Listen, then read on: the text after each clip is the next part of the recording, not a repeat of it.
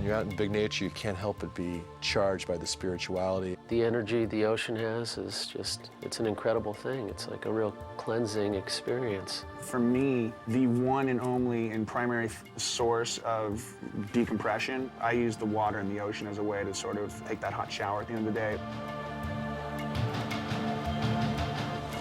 Still surfing?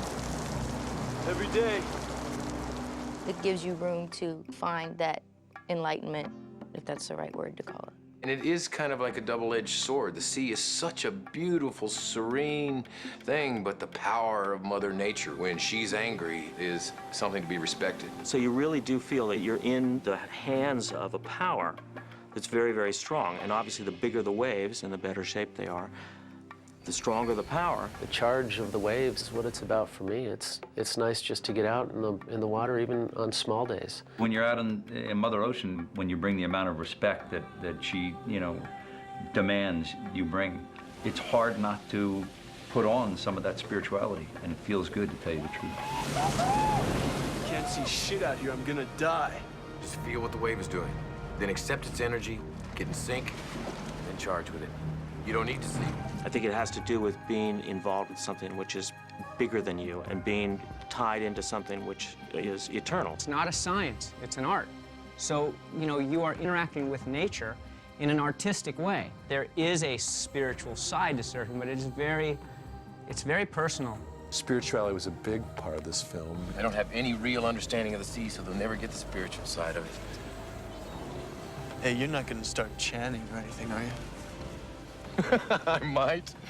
Surfers, they're out in the water, you know, they're inspired by God and all these forces greater than themselves. Sometimes, like, surfing will click you into the oneness of how everything's alive. So there's the ocean, and there's you, and you're riding the ocean, and there's the sun and the wave, and then all of a sudden you're just, and you're not doing it anymore. Just being at peace with the ocean and knowing that the ocean could crush you and destroy you in a flash, but it lets you, you know, partake and enjoy and do these things at the same time.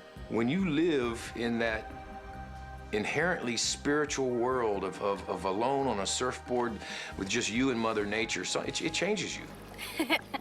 If I didn't know better, I'd say you looked almost happy.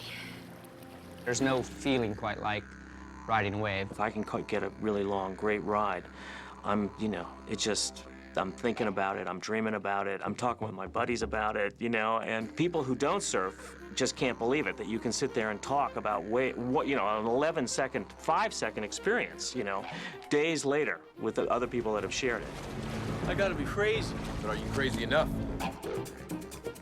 It's a one-man sport that challenges you against your own physical and emotional well-being, against the backdrop of nature. Something happens in the mix. Something primal about going back into the ocean, for one, and then challenging yourself with the obstacles that presents, or the opportunities. I call waves opportunities. Some people call them obstacles. People are obstacles. And I just knew instinctively that that was for me. That was something that I was going to stick with for the rest of my life. It was part of who I am, and I'll always, you know, cherish that first and foremost. Does either one of you have anything even remotely interesting to tell me? Caught my first tube this morning, sir. Surfing had a persona of blonde party-goer beach guys. You know, I think that there is a certain, you know, preconceived notion like that. Why can't I just walk around with this thing under my arm and act stone, ask a few questions? I think surfing was perceived sort of as an outlaw thing when this movie was made, and it's really changed a lot since. You want the ultimate, you gotta be willing to pay the ultimate price. It's not tragic to die doing what you love. Our persona of these surfers was different than the stereotype prior to that, you know. These guys were, you know, were thinking people. They were, you know, into the waves and the zen, and they wanted to be one with the ocean, and they loved what they did. Surfing is a unique thing, and they took it seriously in this movie, and they allowed us to express ourselves in ways that I don't think had ever been expressed in movies ever before. There's a real depth to most surfers. I was truly blown away at how much more spiritual surfers are than I would have ever had any. They're not like totally gnarly, let's bolt dudes.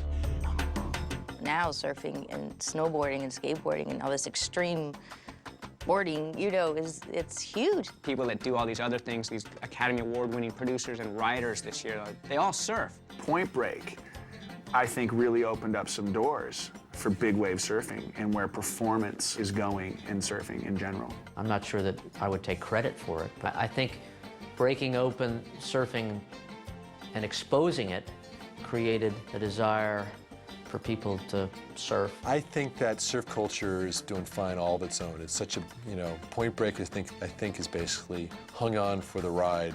Surfing has been around a long time. There's always been an intrigue with the men in the sea.